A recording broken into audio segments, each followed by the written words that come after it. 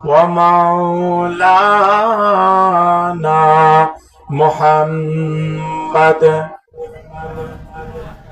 فقد قال الله تعالى في كلامه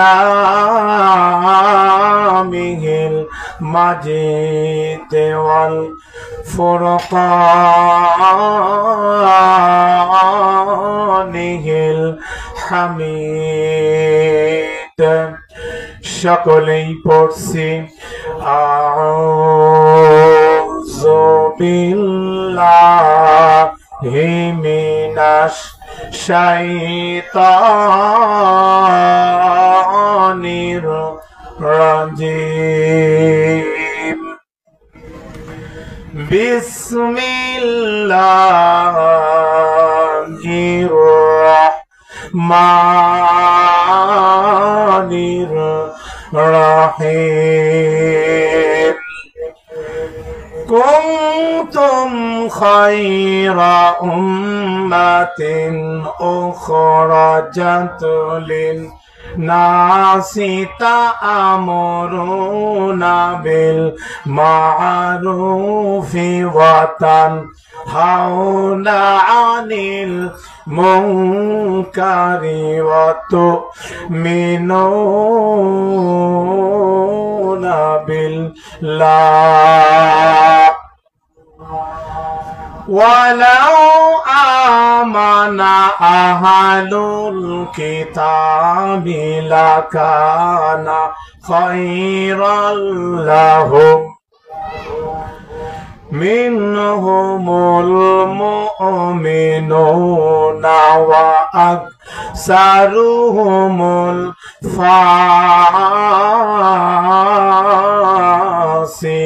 الفاسقون إن الله وملائكته يصلون على النبي يا أيها الذين آمنوا صلوا عليه وسلموا تسليما قرئ اللهم صل على سيدنا مولانا محمد وعلى آل سيدنا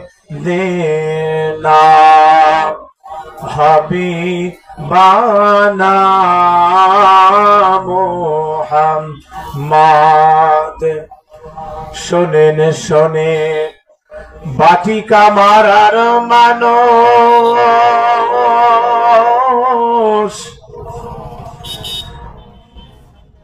শোনেন শোনেন তেবাড়িয়ার মানুষ আপনাদের যাই বলিয়া সময় থাকিতে আল্লাহর কোরআন পড়েন সবাই খুলিয়া আল্লাহুম্মা সাল্লি আলা সাইয়্যিদিনা মাওলানা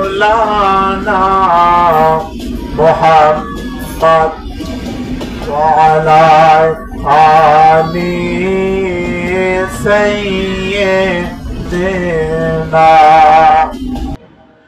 ওগো কাবার মালিক শোনো আর জিয়ামার ইমানের সাথে দিও শহীদি মরণ আল্লাহুম্মা সাল্লি আলা মাওলানা মুহাম্মদ ওয়া আলা আলি সাইয়্যিদিনা হাবিবানা মুহাম্মদ।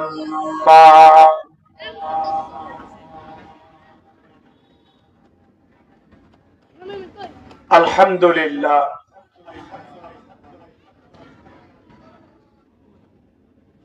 আলহামদুলিল্লাহ কাফা ওয়া সালামুন আলা ইবাদিহিল্লাযীনা ইসতাফা, আম্মা বাদ। সমস্ত প্রশংসা ও তারিফ সেই মহান রব্বে করিমের দরবারে, যে রব্বে করিম তেবাড়িয়া রেলগেট জামে মসজিদ কর্তৃক আয়োজিত আজকের এই তাফসীরুল কোরআন মাহফিল, সুইটেবল প্লেস, সুন্দর একটি পরিবেশে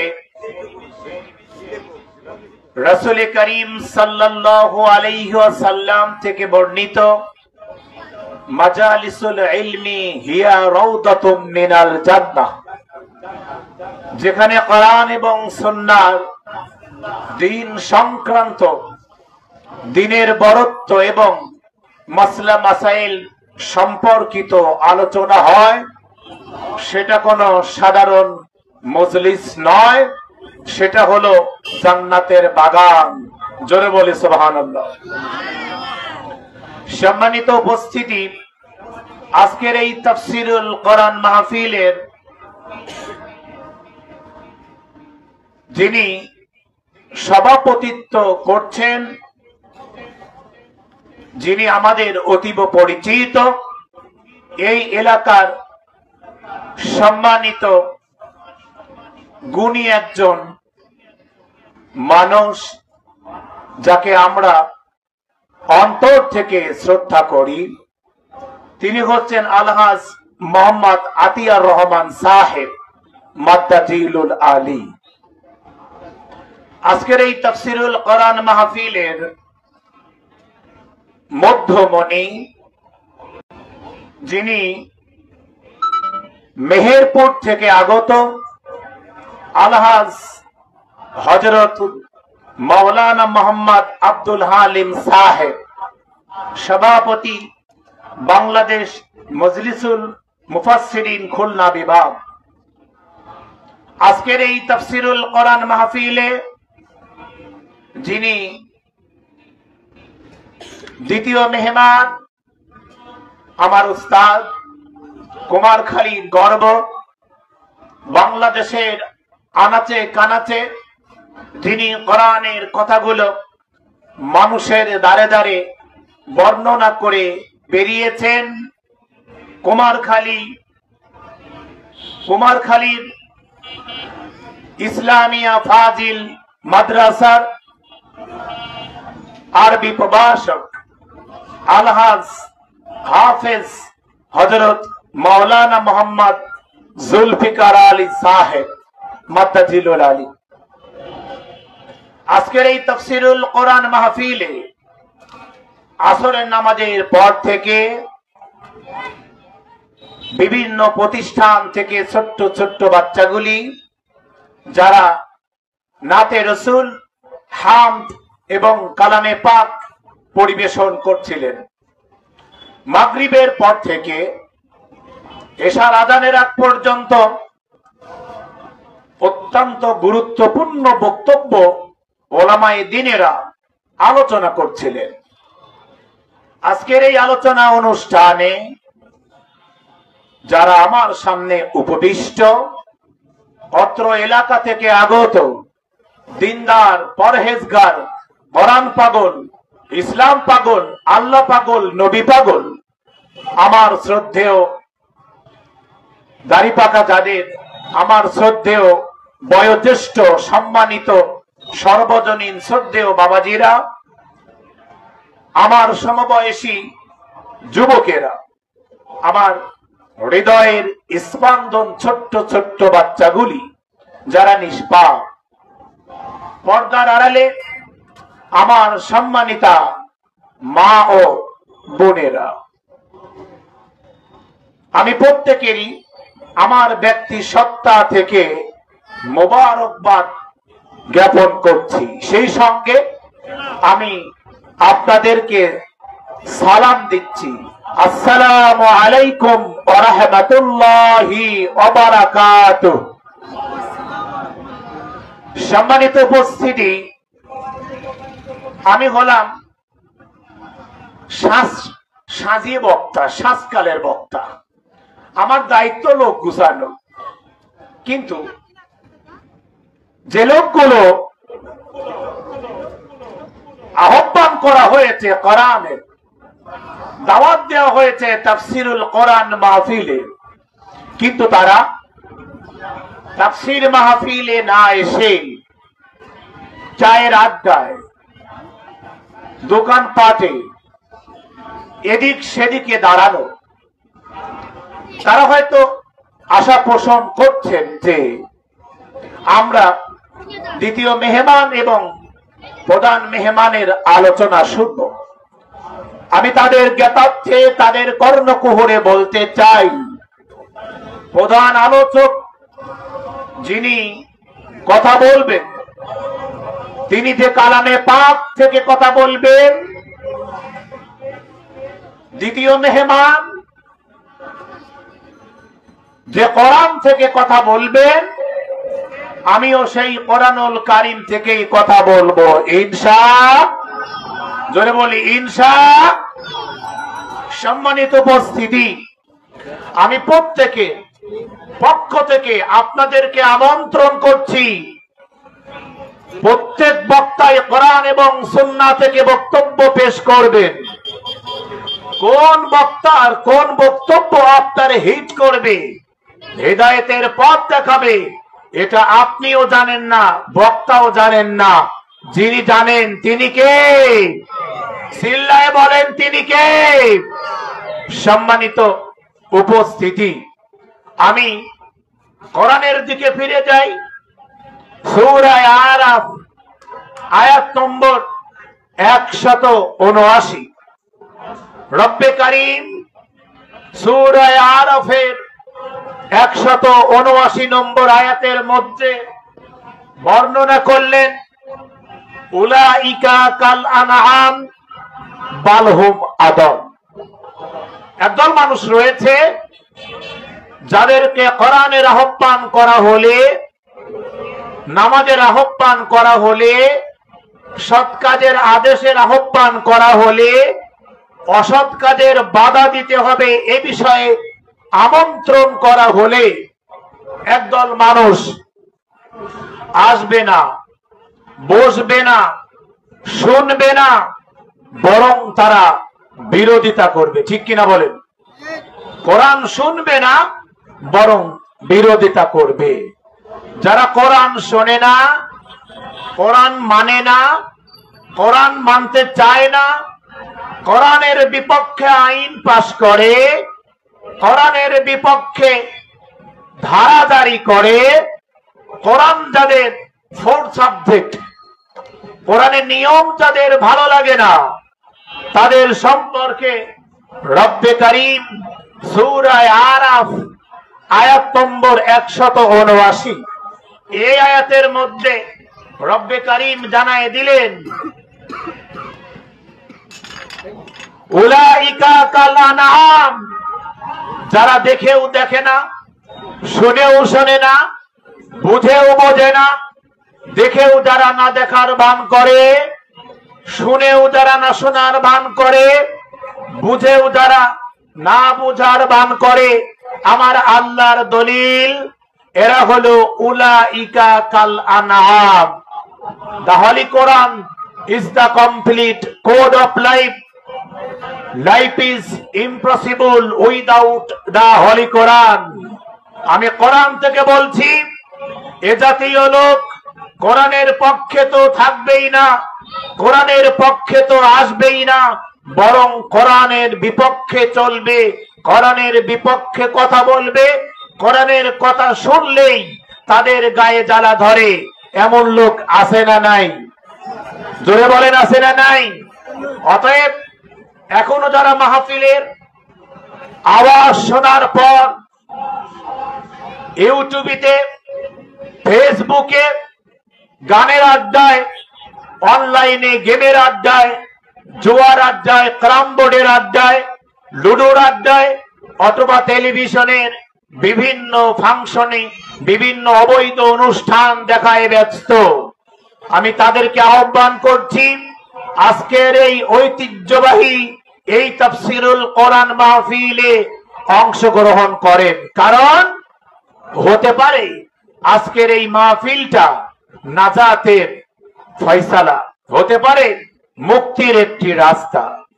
অনেকেই ভাবছেন কোরআনের কথা তো শোনাই যায়, বাড়ি বসে শুনি, দোকান পাটে বসে শুনি, ঘরের বাড়ির ছাদে বা বাড়ির জানালা খুলেই শোনা যাচ্ছে, এখানে বসেই শুনি।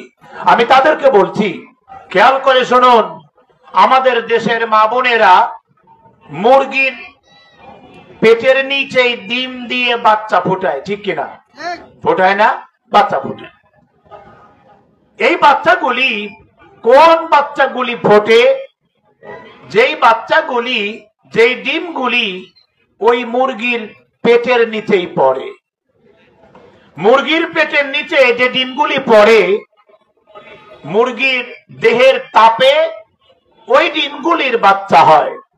কিন্তু যেই ডিমগুলি মুরগির পেটের সীমানার বাহিরে যায়, ওই ডিমগুলি দিয়ে বাচ্চা হয়? কথা বলেন, হয় না। বাংলায় বলে কাঁজি, দেশি ভাষা। আর ওই যে ডিমটায় বাচ্চা ফোটে না, ওই ডিমটা যদি ভাঙা যায় তাহলে গুলির লাইলা অথবা ফান্তাসিয়া আতর থেকেও বেশি বাসনা, ঠিক কিনা? দুর্গন্ধ, কি বলে? দুর্গন্ধ। অতএব এই মাহফিলের প্যান্ডেলের নিচেই যারা আসবে না, তারা হলো কাজী ডিমের মতো দুর্গন্ধ। আর যারা প্যান্ডেলের নিচে আসবে তারা হলো কামিয়াব হয়ে যাবে। অতএব আমি সংক্ষিপ্ত আকারে, আমি যদি ভূমিকাতেই কথা বাড়ায় দেই,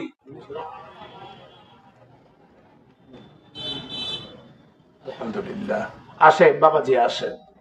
আমার সংক্ষিপ্ত সময়, আমার এই সংক্ষিপ্ত সময়ের মধ্যে যদি আমি ভূমিকাতে কথা বাড়াই, তাহলে আমি আমার টার্গেট ফিল আপ করতে পারবো না। কারণ আমি হলাম লোক গুছাইনি বক্তা, আমার দাওয়াত দেওয়া হয়েছে লোক গুছানোর জন্য।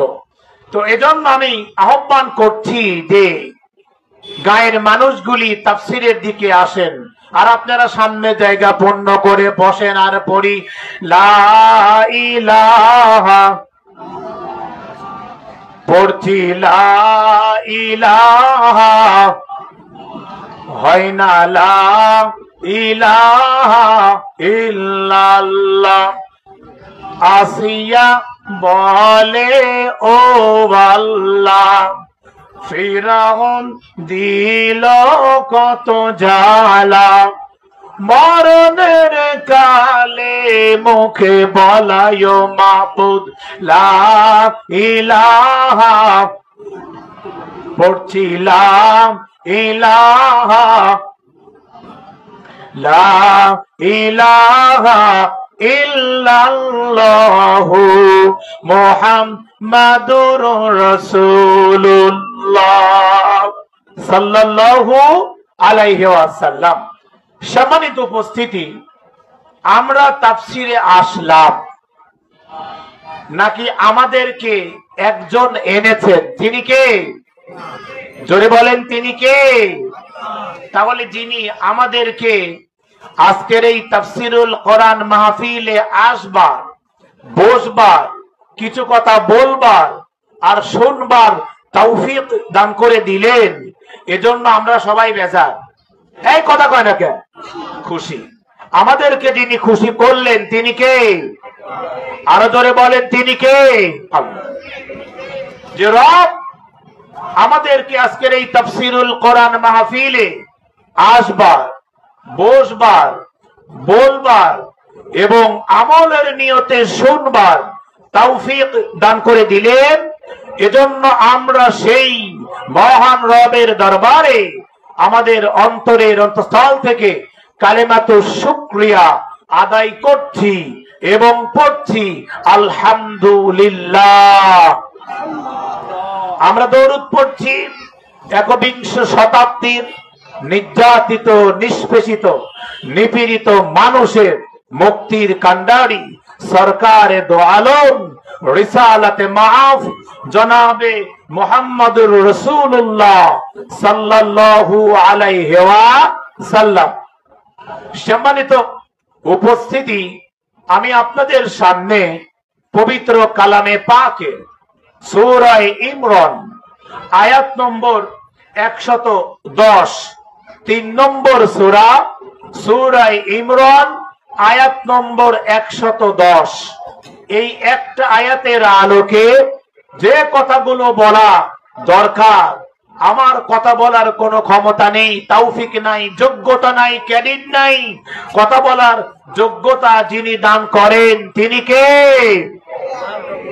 আল্লাহ তাআলা বলেন সূরা রহমান আয়াত নম্বর 4, আল্লামাহুল বায়ান। আল্লাহু আকবার।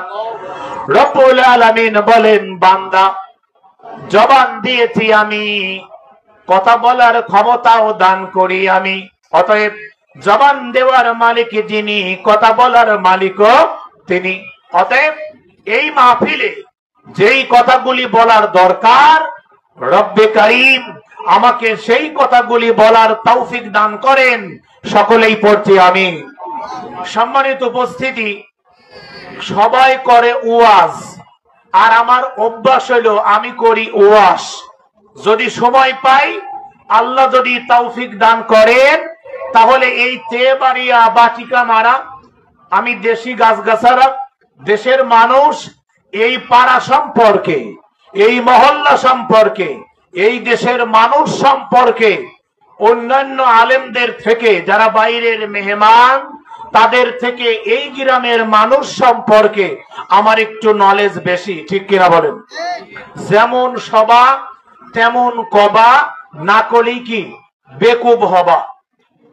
জ্ঞানী বোঝে ইশারায়, গোয়ার বোঝে কিলে, আর অন্ধ বোঝে চোখের মধ্যে আঙুল গুজে দিলে। কচুর মতন কচু হলি অল্প জালেই সেজে, আর মানুষের মতো মানুষ হলে অল্প কথায় বোঝে। এখানে সবাই মানুষ। আমি আমার মূল বক্তব্যটা পেশ করবার জন্য চেষ্টা করছি ইনশাআল্লাহ। আল্লাহ তাআলা বলেন, কুনতুম খায়রা উম্মাতিন উখরিজাত লিন-নাসি তা'মুরুনা বিল মা'রুফি ওয়া তানহাউনা 'আনিল মুনকার ওয়া তু'মিনুনা বিল্লাহ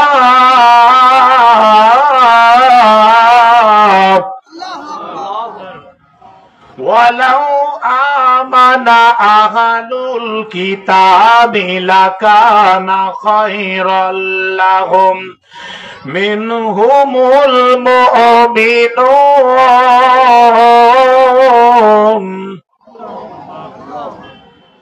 মিনহুমুল মুমিনুনা ওয়া আকসারুহুমুল ফাসিকুন।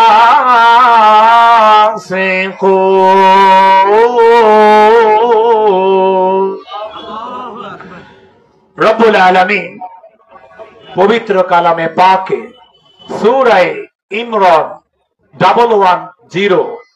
110 নম্বর আয়াত, এই আয়াতের মধ্যে কুনতুম খায়রা উম্মাতিন উখরিজাত লিন-নাস। সম্মানিত উপস্থিতি, এই জমিনে রব্বে কারীম অসংখ্য অগণিত নবী আম্বিয়া আলাইহিমুস সালাতু ওয়াস সালাম কালের বিবর্তনে, সময়ের প্রেক্ষাপটে এই জমিনে আমার আল্লাহ অসংখ্য নবী এবং উম্মত পাঠিয়েছেন। কত উম্মত এবং কত নবী একজনই জানেন, তিনি হলেন আমার আল্লাহ। আমরা যদিও বলি 1 লাখ অথবা 2 লক্ষ, 1,24,000 অথবা 2,24,000, তথ্যটা অ্যাবসোলিউট নয়। কারণ কোরআনে পাকের মধ্যে মাত্র 25 জন নবীর নাম বর্ণনা করা হয়েছে, আর বাদ বাকি নবীর নাম কালামে পাকের মধ্যে বর্ণনা করা হয়নি। কত নবী পৃথিবীতে এসেছেন একমাত্র একজন জানেন, তিনি কে? আরো ধরে বলেন, তিনি কে? আল্লাহ। যত নবী এই পৃথিবীতে আসুক, সমস্ত নবীদের মধ্যে শ্রেষ্ঠ নবী, নবীদের নবী,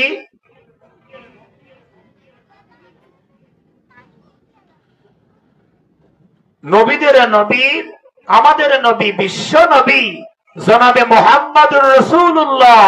সকলেই পড়ছি সাল্লাল্লাহু আলাইহি ওয়াসাল্লাম। আমরা যেখানে আসলাম, আমাদের উপস্থিতিটা আল্লাহ দেখে কি দেখে না? জোরে বলেন, দেখে কি দেখে না? তাহলে আমাদের কণ্ঠের আওয়াজ ছেড়ে দিয়ে এই তেবাড়িয়া বাটিকামারা আশেপাশের সমস্ত মানুষদেরকে জানাইয়া দিতে চাই, আমরা তাফসীর মাহফিলে এসেছি জীবনটাকে রঙিন করবার জন্য। এখনো যারা আসে নাই, আমাদের স্লোগান, আমাদের তাকবীর শোনার সঙ্গে সঙ্গে আল্লাহ তাদেরকে আসার তৌফিক দান করেন। আমরা তাকবীরের মাধ্যম দিয়ে তাদেরকে আসার জন্য আমন্ত্রণ করছি। নারায়ে তাকবীর, নারায়ে তাকবীর। দিন ইসলাম, দিন ইসলাম, আল কোরআনের আলো, আল হাদিসের আলো। নারায়ে তাকবীর। সম্মানিত উপস্থিতি, আমি আপনাদের খেদমতে আরজ করতে চাই, সূরা ইমরানের 110 নম্বর আয়াতে আল্লাহ তাআলা বলেন, কুনতুম খায়রা উম্মাতিন উখরিজাত লিন-নাস। এই পৃথিবীতে যত নবী, যত উম্মত রব্বে কারীম পাঠিয়েছেন, সমস্ত উম্মতের মধ্যে, সমস্ত জাতির মধ্যে আমাদেরকে আমাদের রব নবীকে পাঠিয়েছেন শ্রেষ্ঠ হিসেবে। এবং উম্মতি, আমরা উম্মতে মুহাম্মাদি, আমাদেরকেও সমস্ত উম্মতের মধ্যে আমার আল্লাহ শ্রেষ্ঠত্বের মর্যাদা দিয়েছেন। জোরে বলি সুবহানাল্লাহ। তাহলে এই পৃথিবীর প্রেক্ষাপটে, এই পৃথিবীর রঙ্গমঞ্চে যত উম্মত আসুক না কেন, রব্বে কারীম আমাদেরকে এই পৃথিবীতে শ্রেষ্ঠ উম্মত হিসেবে নির্বাচিত করেছেন। কারণ, উদ্দেশ্য কি? আমার আল্লাহ তাআলা আমাদেরকে কেন পাঠালেন? রব্বে কারীম সূরা ইমরানের মধ্যে স্পষ্টভাবে বলে দিলেন, কুনতুম খায়রা উম্মাতিন উখরিজাত লিন-নাস। এই পৃথিবীর উম্মতদের মধ্যে তোমাদেরকে শ্রেষ্ঠত্বের মর্যাদা দিয়েছি এজন্য, তা'মুরুনা বিল মারুফ ওয়া তানহাউনা আনিল মুনকার। অবশ্যই তোমরা সৎ কাজের আদেশ করবে। কি করবে? 3টা কাজ। উম্মতে মুহাম্মাদি আমরা এজন্য সমস্ত উম্মতের মধ্যে শ্রেষ্ঠ, তার কারণ হলো 3টা। 1, উম্মতে মুহাম্মাদি সৎ কাজের আদেশ করবে। আল্লাহ তাআলা বলেন, তা'মুরুনা বিল মারুফ ওয়া তানহাউনা আনিল মুনকার ওয়া তু'মিনুনা বিল্লাহ। আমরা ঈমান আনবো কার উপরে? বলেন, ঈমান আনবো আল্লাহর উপরে। আমরা সৎ কাজের আদেশ করব এবং অসৎ কাজে বাধা দেব। এই 3টা কারণেই আমরা শ্রেষ্ঠ উম্মত হতে পারবো। যদি আমরা এই 3টা কাজ করি, তবেই আমরা শ্রেষ্ঠ উম্মত হিসেবে নির্বাচিত হতে পারবো। সম্মানিত উপস্থিতি, আপনারা অবগত আছেন, আমি আমার গত দিনের প্রোগ্রামে বলেছিলাম, এই পৃথিবীতে প্রায় ৪৫০০ প্রকার ধর্ম রয়েছে। এই ৪৫০০ প্রকার ধর্মের মধ্যে ৪৫০০ প্রকার ধর্মের মধ্যে শ্রেষ্ঠ ধর্ম হলো ইসলাম। শ্রেষ্ঠ ধর্ম হলো ইসলাম। দলিল সূরা আল ইমরান আয়াত নম্বর 19, 3 নম্বর সূরা সূরা আল ইমরান আয়াত নম্বর 19। আমার আল্লাহ তাআলা স্পষ্টভাবে বলে দিয়েছেন, ইন্নাদ দীনা ইনদাল্লাহিল ইসলাম। এই জমিনে ৪৫০০ প্রকার ধর্মের মধ্যে শ্রেষ্ঠ ধর্মের নাম হলো ইসলাম। জোরে বলি সুবহানাল্লাহ। এই শ্রেষ্ঠ ধর্মের অনুসারী এই পৃথিবীতে শ্রেষ্ঠ ধর্মের মধ্যে যিনি আমাদেরকে পাঠিয়েছেন তিনি কে? চিল্লায় বলেন তিনি কে? সম্মানিত উপস্থিতি, আমি আপনাদের খেদমতে আরজ করতে চাই, মুসলমান হলো 2 প্রকার। মুসলমান কয় প্রকার? কথা বলেন। মুসলমান 2 প্রকার। এক হলো বাই চান্স, আর এক হলো বাই চয়েস। বাই চান্স কি আর বাই চয়েস কি? বাই চান্স হলো এই, আমরা মুসলমান, অর্থাৎ আমার আব্বা ছিলেন মুসলমান, আমার দাদা ছিলেন মুসলমান, আমি আমার আব্বা মুসলমান হবার কারণে তার ঔরসে আমার জন্ম, এটা হলো বাই চান্স। আর বাই চয়েস, বাই চয়েস হলো যারা অন্য ধর্মকে উপেক্ষা করে, অন্য ধর্মকে বয়কট করে, অন্য ধর্মকে বাদ দিয়ে মুসলমান ধর্ম যারা গ্রহণ করে, এরা হলো বাই চয়েস। সম্মানিত উপস্থিতি, তাহলে আমার আজকের আলোচ্য বিষয় হলো আমরা উম্মতে মুহাম্মাদি এবং আমরা হলাম শ্রেষ্ঠ উম্মত।